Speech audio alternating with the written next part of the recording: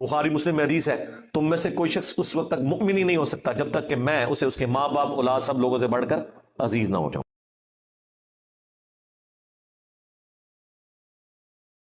علوی قادیانیوں کا ذکر ہو رہا ہے تو آپ بتائیں آپ کو چھوٹا مرزا کیوں کہتے ہیں؟ میں تو اپنے آپ کو چھوٹا مرزا نہیں مانتا، میں بڑا مرزا ہوں، میں بڑا اعلیٰ حضرت ہوں، بڑا حکیم الامت ہوں۔ اس کی وجہ یہ ہے کہ چھوٹا مرزا جو ہے ڈسیو ہو گیا ان کے صوفیاء کے ہاتھوں۔ میں نے آگے بتایا کہ اصل میں غلام احمد قادیانی دجال کو ورگلانے والے ہی صوفیاء کا طبقہ تھا۔ غلام احمد قادیانی دجال صوفی تھا، حنفی تھا، بغیر رفع الیدین کے نماز پڑھتا تھا۔ میں نے بیماری پکڑ لی، میں نے ان کے بڑے بھی دریافت کر لیے، یعنی چشتی رسول اللہ پارٹی، شبلی رسول اللہ پارٹی، ٹھیک ہے، میں نے بتایا یہ پیچھے سے سلسلہ جا رہا ہے۔ ابھی تو ہم نے یہ بھی ثابت کیا کہ اشرف تھانوی نے چشتی رسول اللہ کا دفاع کیا، کیا پیچھے رہ گیا؟ ہم انہیں بتائیں اس کے بعد کوئی فتویٰ نہیں آنا چاہیے۔ یہ گونگے شیطان بنے ہوئے، یہ کہاں سے ختم نبوت کے اوپر کام کریں گے؟ ختم نبوت کے رائٹس صرف ہمارے پاس ہیں، ان کے پاس اینٹی قادیانی رائٹس ہیں۔ ختم نبوت رائٹس میرے پاس ہے، خواہ غلام احمد قادیانی دجال ہو، خواہ چشتی دجال ہو، خواہ تھانوی دجال ہو، جس نے ختم نبوت پہ ڈاکا مارا، میں نیچے کو بابا چھٹ رہا، بالکل ذہن نہیں رکھو، پونڈ کے رکھ دینا جے۔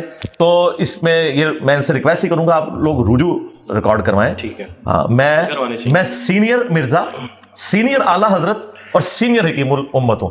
چونکہ ایک بات تفنن میں ہوئی ہے، اس کا جواب تفنن میں ہے۔ پھر کوئی یہ مرزا کلپ کاٹے گا تو پھر وہ تماشا نہیں، کوئی مسئلہ نہیں، کوئی تماشا۔ اللہ کے بندو، اب کون سا تماشا لگانا رہ گیا ہے؟ کون سا تماشا جو نہیں لگا چکے؟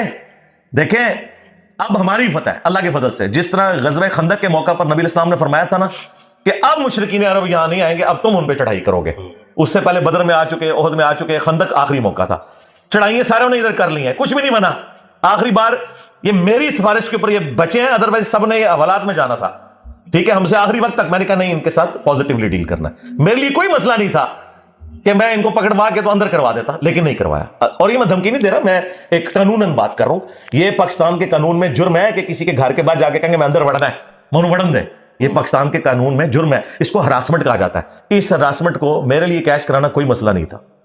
یہ پولیس جو انہوں نے دیکھی اتنی زیادہ، یہ ہر درس میں یہاں پولیس موجود ہوتی ہے، اتنی پولیس ہر دفعہ موجود ہوتی ہے، تو ہمارے لیے کوئی مشکل نہیں تھا ان کے ساتھ کوئی ایسا معاملہ کرنا۔ اللہ کا شکر ادا کریں کہ ہم ان کو ابھی پازیٹیولی ڈیل کر رہے ہیں۔ تو اب انشاءاللہ تعالیٰ ہم نے ہی کرنا ہے، ہمیں کوئی فرق نہیں پڑتا، بڑھاؤ جتنے مرضی کلپ، جتنے بڑھاندے ہو اتنے بے عزت ہو جاندے ہو۔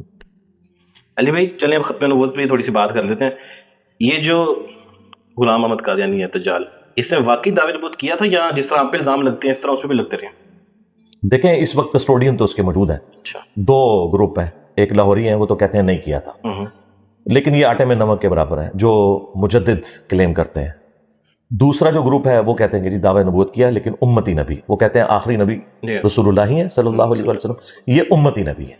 اور وہ ایکسٹراپولیٹ کیا ہے وہی والا جو تصوف کا ایک سلسلہ ہے نا، پیری مریدی کا، اور مجدد کو ذرا تھوڑا مجدد پلس بنا دیا، اور امتی نبی کا۔ اور میں آپ کو بتاؤں انڈائریکٹلی یہ دعوے ساروں نے کیے ہیں، بریلویوں، دیوبندیوں اور ایون اہل حدیثوں کے بھی، چند اہل حدیث کے بزرگ، شیخ احمد سرندی جسے یہ مجدد الافسانی کہتے تھے، ہمارے ڈاکٹر سرار صاحب بھی، مولانا اسحاق صاحب بھی، 1000 سال کا مجدد، اس نے مکتوبات میں خود لکھا ہے کہ میں اولو العزم پیغمبروں کا نائب ہوں۔ وہ کہتے ہیں 1000 سال ہو چکے ہیں رسول اللہ کو دین دے کے دنیا سے تشریف لے جائے ہوئے۔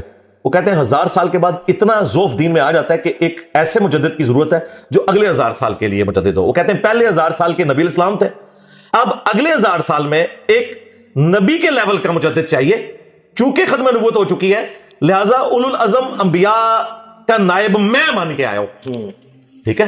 اور یہ اس نے لکھا ہے، پھر اس نے لکھا ہے کہ اگر اس امت میں کوئی نبی ہوتا تو فقہ حنفی پہ عمل کرتا، اور ساتھ یہ بھی لکھا ہے کہ وہ فقہ حنفی میں سے ہوتا، اور پھر یہ بھی لکھا کہ قرب قیامت میں جب عیسیٰ ابن مریم آئیں گے وہ بھی فقہ حنفی کے مطابق عمل کریں گے۔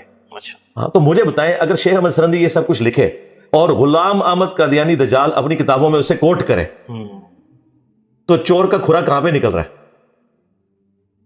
اگر چشتی رسول اللہ نکلے، شبری رسول اللہ نکلے، معاویہ رسول اللہ نکلے ہماری کتابوں میں، تو کھرے کہاں پہ نکل رہے ہیں؟ علی بھائی یہ جو اس نے بھی دعوی نبوت اچانک کھڑے ہو کے کر دیا تھا؟ نہیں، اسٹیپ وائز ہی کیا ہے۔ اس نے بھی کوئی پہلے برین واشنگ کی تھی نوجوانوں کی، پھر بعد میں جب نہیں، اگر اس کو آپ لیٹ کر رہے ہیں وہ حنفی تھا اور مرتے دم تک حنفی رہا ہے، حنفی پلس ہو گیا، تو بھی اس وقت تو اور میں حنفی تھا, میں نے حنفی چھوڑ دی, میں تو بالکل 180 ڈگری ہوں. وہ بغیر والدین کے نماز پڑھتا تھا. میں تو بات ہی نہیں کی. نہیں میں ویسے بتا رہا ہوں نا, ہم تو سون کے بتا دیتے ہیں نا. اچھا, میں پہلے بغیر والدین کے نماز پڑھتا تھا, اب میں والدین سے نماز پڑھتا ہوں. غلام احمد قادیانی دجال پہلے بھی والدین نہیں کرتا تھا, مرتے دم تک اس نے نہیں کیا. تو وہ حنفیوں کا ایک فرقہ تھا جو کفر کی طرف چلا گیا. علی بھائی اس وقت دو بہت بڑے نام تھے شاید, مگر میں غلط نہیں ہوں, امام احمد رضا خان بریلوی صاحب اور جو دیوبند کے تھے وہ بھی تھے اس ٹائم موجود. تو علی بھائی ان میں سے کسی نے آگے ہو کر ان کو مارنے کی کوشش نہیں کی, قانون ہاتھ میں نہیں لیا؟ نہیں, اس وقت اس لیے نہیں کیا کہ انگریزوں کی حکومت تھی. ہاں, تو مناظرے کرتے تھے وہ. ہاں, مناظرے اس طریقے سے تو اسٹیبلش نہیں ہو سکے. کتابوں میں کیے ہیں مناظرے, ایک دوسرے کے خلاف کتابیں لکھی ہیں.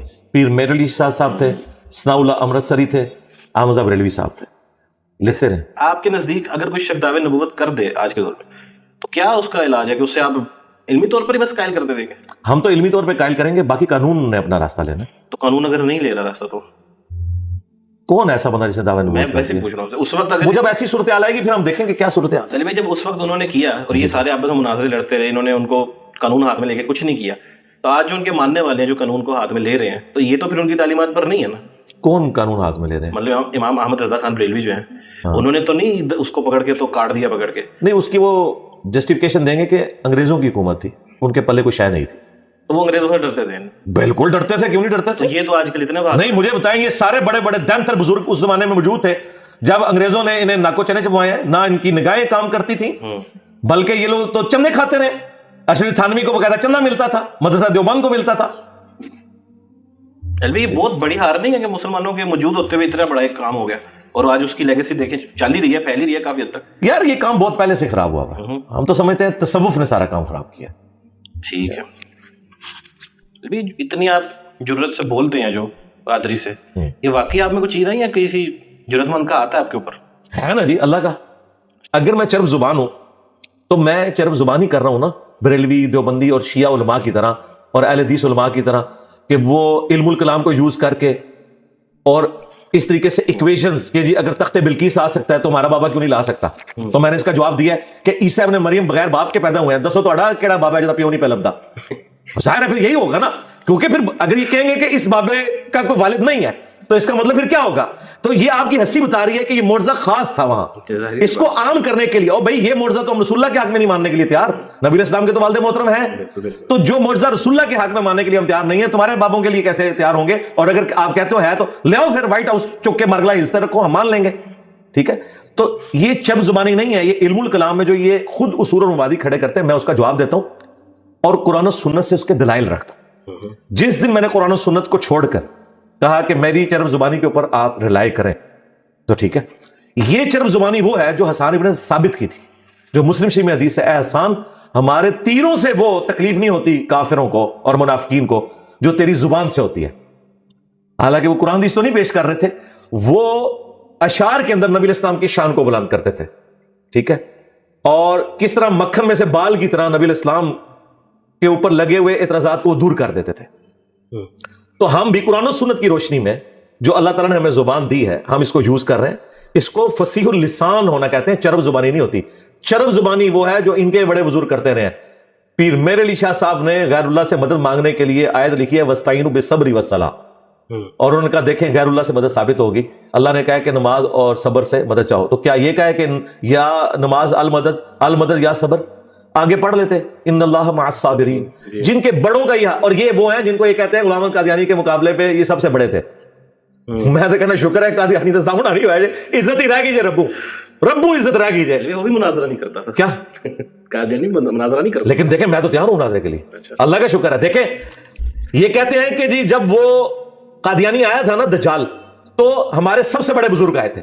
میں بھی یہی کہہ رہا ہوں کہ اگر تم مجھے سمجھتے ہو مرزا جونیئر, میں تو اپنے آپ کو مرزا سینئر اور اعلیٰ حضرت سینئر اور حکیم الامت سینئر سمجھتا ہوں, تو ونڈے نو آلو آؤ اون ونڈے کتنے مار کے نا. اس زمانے میں پیر مہدی شاہ صاحب نکلے تھے نا, اب یہ چھوٹے چھوٹے مفتی کو نکل رہے ہیں, تقی عثمانی صاحب نکلے, مفتی منیر صاحب نکلے, اور یہ بھی ان کی خواہش پہ. اور میں نے تو ٹیسٹ ان کے لیے آسان کر دیا کہ وہ خود نہیں نکل سکتے, وہ سمجھتے ہیں کہ ہم اتنے چرب زبان نہیں ہیں. ایک چھوٹو لانچ کر دیں, ایک ویڈیو بنا دیں کہ اس کی جیت ہماری جیت, اس کی ہار ہماری ہار, اور ہماری ہار ہمارے فرقے کی ہار. میں تیار ہوں. غلام احمد قادیانی دجال تو مناظرے کے لیے تیار نہیں تھا, میں تو تیار ہوں. یہ آخری خواہش بھی میں ان کی پوری کرنے کے لیے تیار ہوں, لیکن سٹارٹ ہوگی گستاخانہ عبارتوں سے, ختم نبوت سے, تھانوی رسول اللہ, چشتی رسول اللہ, تو مجھے بتائیں کس دیوبندی کی مجال ہے؟ میں نے تو لا کے عبارت لکھ دینی ہے, السنت الجلیہ فی الچشتیۃ العلیہ کتاب جڑی لکھی ہے, ایڈا مشکل نام ہے یاد کراتا اسٹوڈنٹس کو. میں کہنا 10 ہوئے تھانوی جڑا ہے تعویلات پہ کرتا ہے چشتی رسول اللہ ہوتے ہیں, تسی مندے ہو کیا رسول اللہ کے سامنے چشتی رسول اللہ کے کلمے کو یہ تم دفاع کر سکتے ہو؟ میں حسن ظن رکھتا ہوں, آپ نے کہا علماء کی تعریف, میں مفتی تقی عثمانی صاحب, مفتی منیر صاحب کے بارے میں حسن ظن رکھتا ہوں کہ انشاءاللہ کبھی بھی اپنے بزرگوں کی گستاخانہ عبارتوں کا دفاع کرنے کے لیے نہیں آئیں گے, کیونکہ ان کا ضمیر ان کو ملامت کرتا ہے کہ انہوں نے بکواسیات کی ہیں. میں آپ کو پاکستان میں ایک بہت بڑے مناظر مفتی بریلویوں کے, انہوں نے مجھے نجی محفل میں, جب میں نے انہیں علی اجویری کی وہ عبارت پیش کی صاحب اور شکر والی, جو رسول اللہ کے اوپر ایک صحابی کی بیوی کے اوپر نعوذ باللہ نظر ڈالنے اور وہ والا سارے الزام لگایا, انہوں نے پتہ کہ الفاظ, انہوں نے کہا بھی علی اجویری تو اپنی قبر میں گیا, میں تو اس کا دفاع نہیں کرتا. اور یہ وہ مفتی ہے جو وابیوں سے مناظرے کر چکا ہے, میں اشارتاً بات کر رہا ہوں, میں نام نہیں لیتا, اگر مزید میں نے اشارہ دیا تو آپ فوراً پہنچ جائیں گے. یہ وہ مفتی ہے, اس نے خود کہا ہے کہ بھائی انجینئر صاحب ہم نہیں دفاع کرتے, وہ اپنی قبر میں گیا, خود جواب دے ہوگا اگر اس نے کہا, اگر نہیں کہا تو بری ہے.